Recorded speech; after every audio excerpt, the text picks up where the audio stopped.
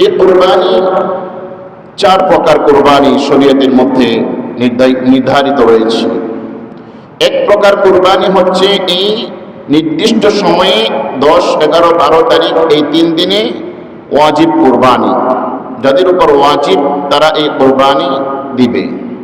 আরেকটি হচ্ছে নফল কুরবানি, ওই ব্যক্তির উপর ওয়াজিব না, কিন্তু তার মনের ইচ্ছা যে আমি কুরবানি করব, এটাকে বলা হয় নফল কুরবানি।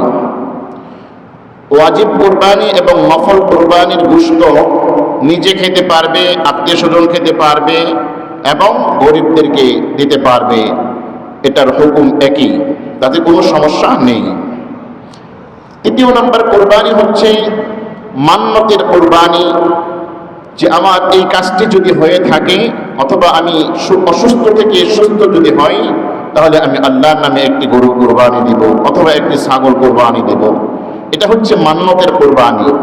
তবে মান্নতের কুরবানির গোশত নিজে খাওয়া যাবে না এবং আত্মীয় স্বজনের মধ্যে যারা স্বাবলম্বী, যাদের উপর যাকাত ওয়াজিব, এই সমস্ত মানুষ গোশত খেতে পারবে না, একমাত্র এতিম মিসকিন গরিবদের হক এটা।